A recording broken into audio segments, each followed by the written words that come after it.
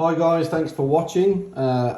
This is a first video for me on what is a hobby of mine. I've been collecting watches for about 12-13 years and wanted to do a quick video for you on the collection so far. I'll tell you a little bit about it, and thank you very much for watching. So it kind of all started long before that, before I started collecting. This was the first watch that kind of really, got me into watches. This is my granddad's watch. And there's a story behind this. He gave me this watch when I was about 8 years old. And what had happened, we were sat in a restaurant and I was gutted because I'd lost my Swatch watch. It was like a chronograph with like an elasticated plastic bracelet. And I'd lost it. And my granddad said to me, look, if you look after it, I will give you my watch. And he also gave my brother a very similar kind of 1960s watch. And he said, look, whatever you do, I'm happy to give you this watch. Just look after it because, you know, you can have it as an heirloom and what have you. And I'm 35 now, so I've had it, give or take, 28, 27 years. So I've had it a long time. Obviously I wear it on special occasions, but this is kind of what really got me started with collecting watches, really, was this. We think it's a 1960s. I can't exactly tell you the date because we haven't got any box or paperwork, but it came originally with like a black crocodile strap. It's pretty much in the same condition as what my granddad gave it to me in. And this is kind of what got me started with kind of anything with the mechanical moving timepiece or movement, inside the actual watch itself. Manual wind. It's a 9-carat gold case, and it's beautiful. I've literally, obviously I've had it for so long. We've replaced the case on it, which is like a plastic glass itself, and it's had a polish and it's had a service about 4 years ago. But apart from that, it's actually a superb watch. It tells really good time, and just love the watch, really. Like I say, I've put a Hirsch ostrich brown leather strap on it, so it looks lovely, really. I mean, it's obviously used. It's got a fantastic original dial on it. I don't know if you can see this, the quality of the video. Hopefully you can, but really happy with the actual kind of condition of it. And then my brother's got a very similar kind of 9-carat gold watch as well, and we've had them for, like I say, 28 years, and that's kind of what got the passion for watches. I started collecting watches seriously when I was in my mid-20s, and I had various started out with IWC. Started out with kind of Jaeger-LeCoultre. I've had a Breitling, but predominantly my collection now is focused on Rolex watches, with those I've kind of concentrated on stainless steel. We've also got some other interesting timepieces here which I'll go through with you as well, which is one that I'm wearing currently most often at the moment. This is what they call a root beer. So Rolex GMT root beer. I've had it a year, so I've had it a while. Really beautiful piece. I mean, gorgeous. I know the two-tone is not for everyone, but I really like it. I mean, it's obviously got the Ever Rose Gold. It needs a bit of a polish, but it's got the Ever Rose Gold in the center links, and then the polished kind of side links. Beautiful watch. Very difficult to kind of wear it. It's one of those, I wear it with jeans and t-shirt. I don't really. It's a bit flash for my liking. Like I said, I generally focus on stainless steel, but I do like rose gold. Really smart. So certain occasions I can put it on. At the moment, currently with coronavirus, it's a bit odd. You don't really wear them, but yeah, it's a fantastic piece.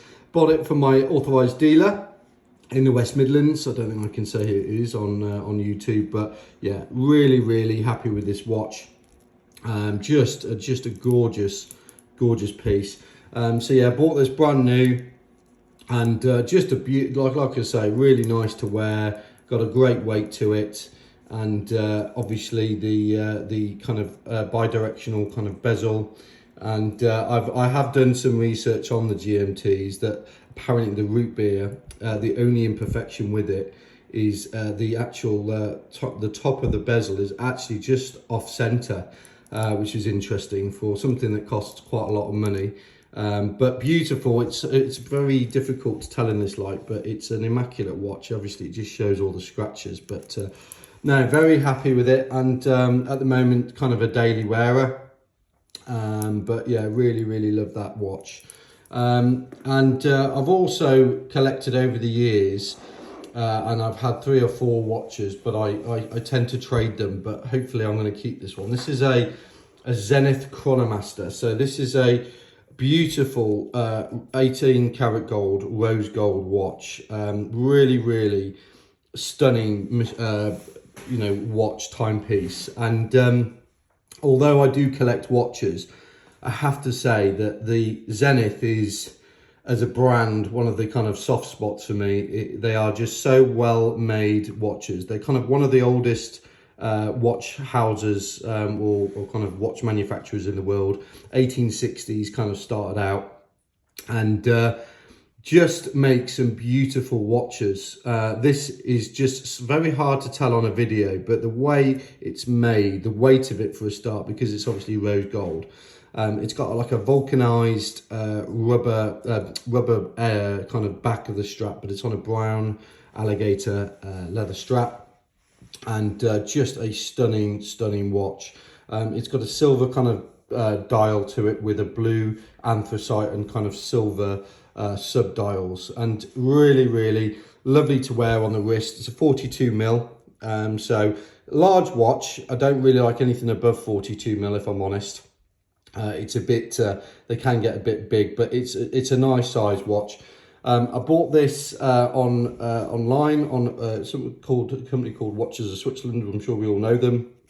And I mean, even the back of the watch, the movement itself is it's got an El Primero movement. So back in the 60s, the El Primero was the first kind of chronograph movement. So there was a bit of a race with 3 other manufacturers. I think Breitling was the other one that were trying to make the chronograph movement, but Zenith came up with the El Primero, and it's a famous movement because it's predominantly in obviously the Zenith watches, but it was also put in the Rolex Daytona before 2000. So it's got a fantastic heritage and history, and really, if you kind of like your watches and either can't get a Rolex for whatever reason, because we know the issues with the kind of supply of them, then a Zenith, I have to say, is probably, it's a very understated watch, although it's rose gold, but they obviously make so many different types. But the Chronomaster itself is a beautiful kind of model. They make the Defy as well, which is probably something I'd like to add to my collection. And that's kind of with an integrated stainless steel strap. That's probably the next thing on my list. But in terms of, if you can't get a Rolex, I think these, in terms of the quality and the actual caliber of the movements and just the prestige and pedigree of the kind of brand, this is really up there. And the main thing, that the attraction for buying this type of watch is that A, you can get them, and B, they're actually a little bit more affordable in terms of you can get a slightly larger discount or a discount as opposed to Rolexes, which obviously we know we can't. But just a stunning watch, and like a bit of a kind of favorite at the moment, along with the kind of rose gold GMT. I seem to be kind of alternating the actual wear of them, but very dressy. But it looks good with the t-shirts or t-shirt and jeans, or in a suit. It's a stunning watch. So very happy with it. And yeah, like I say, I've had that about 6 months, and then kind of moving on to the stainless steel sports and kind of stainless steel models of Rolex. I started, like I say, collecting 12 years ago. And I started with like IWC. I had a Jaeger LeCoultre, Breitling, Omega Speedmaster, and really kind of got to a point where I was like, God, I'm going to have a Rolex. So I actually bought a stainless steel Daytona, which is not in the collection, sadly, because I had to sell it to start my business, which I'm obviously gutted about. but I'm sure it will be on the list at some point to get again. But really, I've got into Rolex 6 or 7 years ago, just with all the hype and the build quality and everything. So really lovely brand. We all know the kind of issues at the moment with supply, but I bought this first one. This was my first one, apart from my Daytona, which sadly is gone. This was my first purchase, which is a Rolex Yachtmaster 40mm, and it is in the beautiful sunburst blue dial. So really gorgeous with the kind of like lollipop red second hand. Beautiful watch, and the probably out of all of these here is the most easy to get, but probably the most undervalued Rolex sport model. This particular model came out in 2012 at Basel, and is stunning. And one of the things about the Yachtmaster is that you have to physically see it in real life, because it has something called Rolex, which is a thing that Rolex call, where they have platinum and stainless steel. So it's the only watch, I believe, that has a platinum bezel and stainless steel as well. So they do a platinum Daytona, but in terms of the both metals, there is a Yachtmaster as well, a Yachtmaster 2, and that's white, gold and platinum. But in terms of, this is a unique model, and just beautiful. It shares a few characteristics of the Daytona, in such that it's got the same kind of, the bracelet is very similar in terms of it has a polished center link. Hopefully you can see that, guys, sorry. And then obviously brushed outer links, 40mm, and like I say, what is very hard to pick up on a video, and anyone who will tell you who has a Yachtmaster, is the kind of bezel. It's a beautiful platinum, fully platinum bezel, and very, like I say, very much the underrated Rolex sports model that they make. I think now it's very much a case of like you still can't get them, or it's a 6-month wait, because I think sports models are just generally harder to obtain from authorized dealers. But the dial itself, the sunburst blue dial, is beautiful. It pops. It's very hard to tell, but it pops in the light, and hopefully you guys can see a little bit of the kind of it's just a fascinating watch, beautiful, and obviously with the bezel that's polished numerals, and then obviously the satin kind of middle finish of the bezel. Just a stunning watch. Bought it brand new, and box paperwork, etc. And like I said, I've had this about 4 years, so very happy with it. And yeah, gorgeous watch. So we've got a Submariner.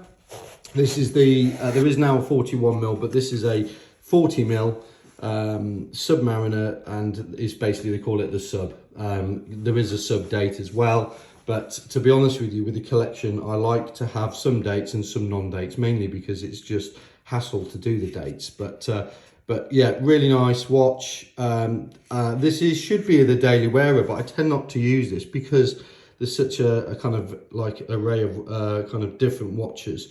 I almost feel like, and I hate to say this because there's such a following for this watch, but this is probably the least interesting of the watches, but still obviously just a very cult watch. And love it, love the watch. Like I say, don't wear it as much as the other ones, but just a stunning watch. Bought it brand new from my old authorized dealer. And yeah, 40mm black, what they call ceramic bezel, and obviously only one way on the Submariner, and like the black dial. So price of these, we all know, have just gone skywards. It's just gone a bit mental, but I managed to be, I've got a good relationship with my AD, so I got this a while ago as well, and very happy with it, so really nice.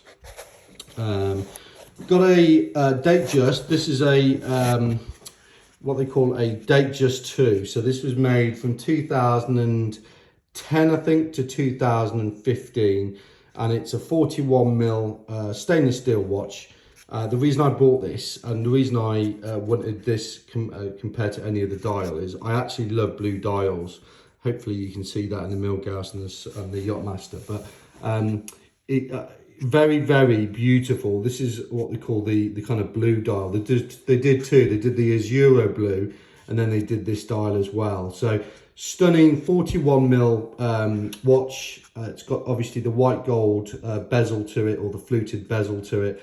And with the Datejust, you could have two, the kind of smooth bezel itself, and then obviously this this fluted bezel. But a lovely, beautiful blue dial.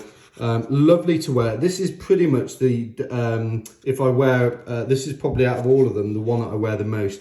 I bought it pre-owned because I couldn't buy it new.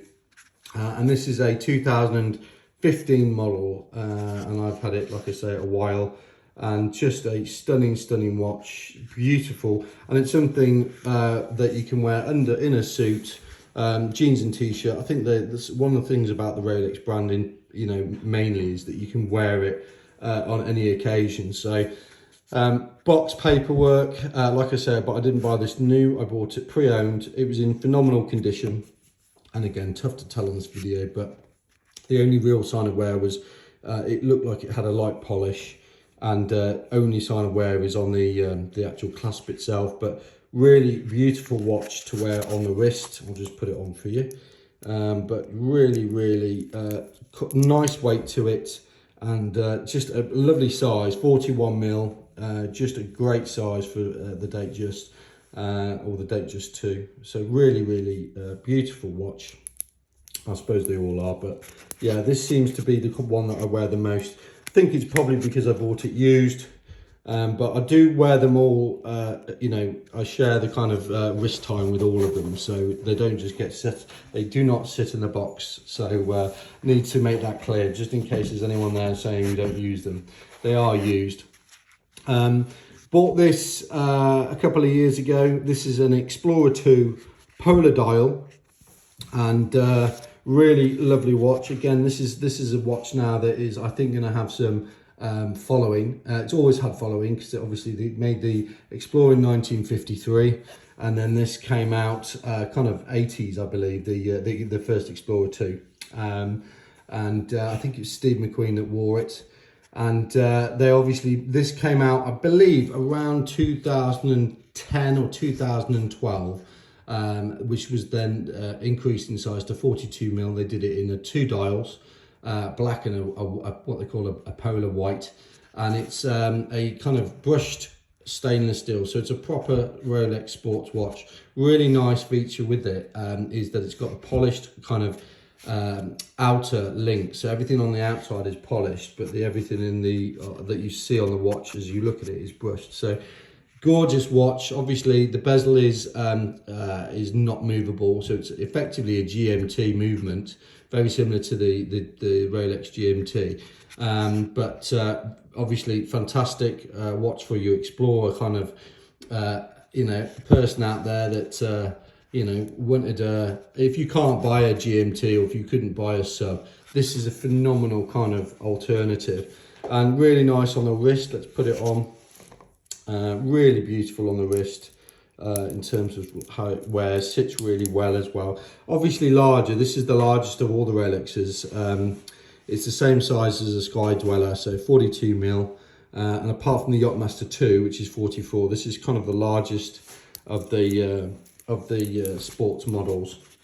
So yeah, lovely. Bought it for my AD, and just a gorgeous watch. So, and then we've got its little brother, which is again, phenomenal watch. This is like a really understated watch, and again, because I think with the fact that the sub and GMT is such a non-model, non kind of model that you can get now, this is becoming another model like the Explorer 2 that was understated. Probably used to be able to get it in the ADs 6 or 7 years ago. It might have been in the shop window. These are not even in the shop window anymore. They're really I've never seen one on another person's wrist, not the model like this. This is a 2020, so this is my newest kind of acquisition, and just a 39 mil size, so beautiful. In terms of the way it sits on your wrist, it's a lovely size. And I think if you look at a lot of reviews from people online, all the YouTubers and stuff, I think there's a guy called Bark and Jack.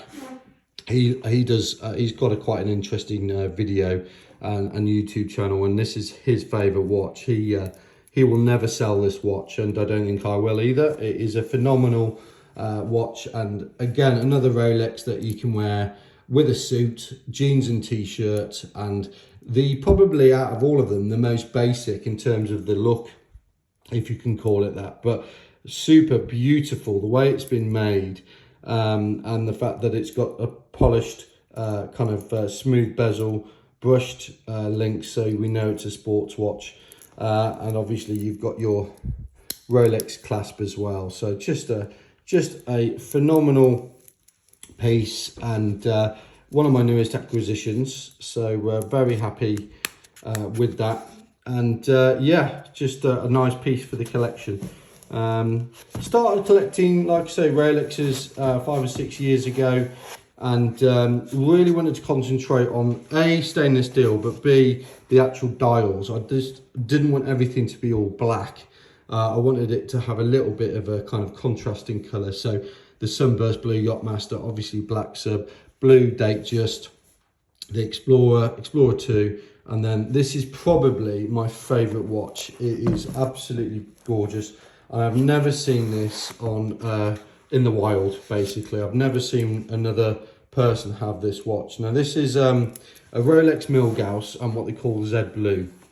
This is a 2017 or 2018 model, and it is just the most amazing piece of you know, engineering in terms of the actual watch itself. It has a blue dial, which is a Sunburst Blue, very similar to the Yachtmaster in terms of colour, but it actually has what they call a GV kind of glass, which is called glass vert. I think it's French or Swiss for green glass. Now, the interesting thing about this watch was that Rolex actually have not painted the glass itself, because basically it costs so much to produce that they knew that no one else would actually manufacture it. So it's an engineering masterpiece in terms of the actual glass itself. I do not actually know, I think it's some form of fusion in terms of how they do the actual, get the green glass to do like that. But like I say, it took so many years and it cost so much money that actually Rolex didn't even paint the actual glass itself. But on the wrist, a 40mm. So in terms of its kind of characteristics, quite similar to what an Explorer is in terms of the actual the case size rather, but completely different, with obviously the kind of orange Thunderbolt second hand, and like I say, that dial is just beautiful. So this came out in 2014, this particular Z Blue model. Everyone talks about it being discontinued. Don't think it has been yet. I've still got some of the stickers on it. Bought this brand new as well, and just an absolutely stunning watch. And this is one of these watches that, like the Zenith and the Yachtmaster, you physically have to see it in the flesh, because it just, the photos on the Rolex website or some of the videos that people do, including probably this one, don't actually do it justice, because whatever light, it looks different in all types of light. It is a stunning dial. They do a black and green, and they did, I think when it came out in 2007, 2008, they did a white and a black face, but with no green vert kind of glass on it. But I think out of all of them, this is probably the nicest one, in my opinion. I know some people don't like the blue and they like the black, but I think this is just for the collection. It kind of complements the collection really well in terms of just getting different kinds of colour. That was the whole thing when I started collecting. I didn't want all type of one sports watch. I wanted an array of colours, so that, you know, it's just a bit different. So yeah, and yeah, beautiful, really nice piece for the collection. And to be honest with you, with my Rolexes, I think that I'd love a Daytona. I'd probably like the new Daytona with the Cerachrome bezel, the black, and then an old white dial. And then obviously love a Sky Dweller, and you know, and I'm sure in the years to come we're on the list, but like anything with Rolex, it takes time. And this is a collection that I've not just acquired over a short period of time. It's been I've kind of carefully thought about what I want, and just really think that it's a fantastic brand.